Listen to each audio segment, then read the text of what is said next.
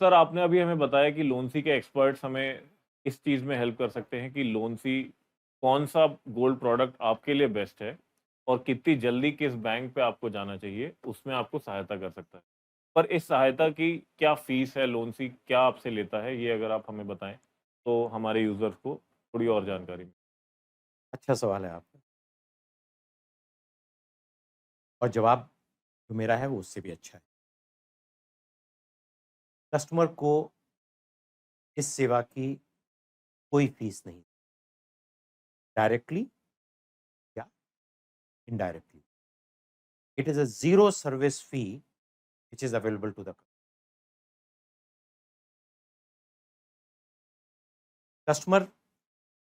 Directly bank में walk in करे या लोन्सी के एक्सपर्ट की हेल्प से जाकर लोन ले, कस्टमर के ऊपर कोई एक्स्ट्रा बर्डन ना सर्विस फी का है, ना इंटरेस्ट,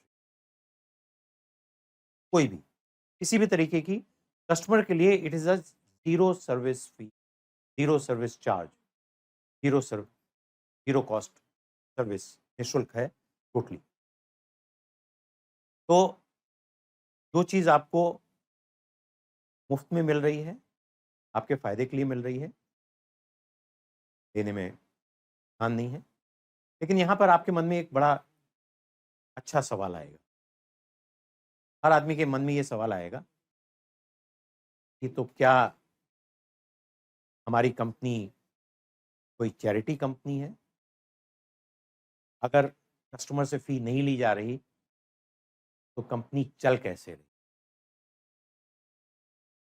नहीं हो सकता। तो सबसे पहला सवाल आपके मन में आएगा कि अगर कंपनी कोई चार्ज आपसे ले ही नहीं रही है, तो कंपनी चल कैसे रही? तो कंपनी कस्टमर से कोई चार्ज नहीं लेती, लेकिन कंपनी को बैंक से सर्विस फी मिलती है। लेकिन इंपॉर्टेंट चीज़ यहाँ पर ये है कि बैंक कंपनी को जो सर्विस फी देती है, वो कस्टमर को पास ऑन नहीं। I want to clarify.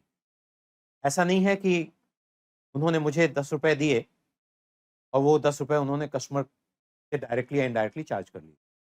Customer के ऊपर 1% का इंटरेस्ट बढ़ा दिया, कस्टमर के ऊपर एक आधे परसेंट की प्रोसेसिंग फी बढ़ा दी या कोई और चार्ज लगा दिया, तो इनडायरेक्ट वे में चार्ज कर लिया, नहीं।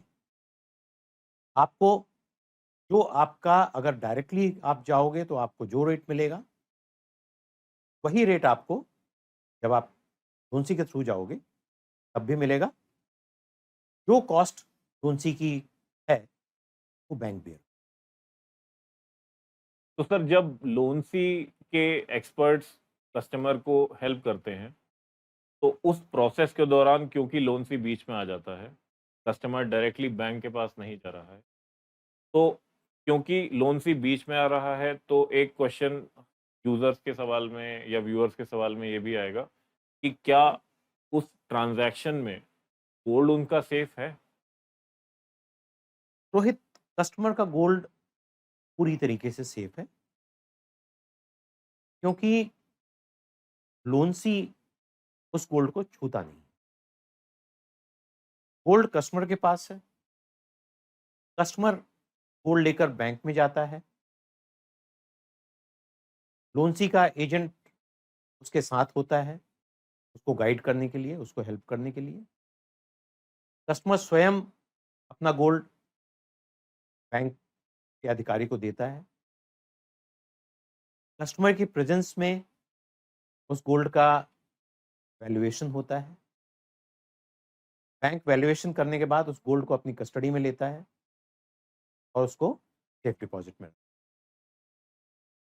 इस पूरे दौरान जब तक कि आपका गोल्ड सेफ डिपॉज़िट में बैंक के नहीं चला गया,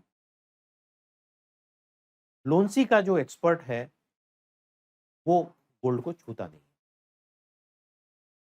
तो हमारा जो रोल है, हमारे एक्सपर्ट का जो रोल है, वो आपकी सहायता करने तक, आपको एडवाइस करने तक ही सीमित। हम उस गोल्ड को अपनी कस्टडी में नहीं लेते। तो इसलिए आपका गोल्ड जो है, पूरी तरीके से सुरक्षित है, क्योंकि बैंकों से ज़्यादा सुरक्षित जगह तो आपके गोल्ड के लिए भला क्या हो सकता है।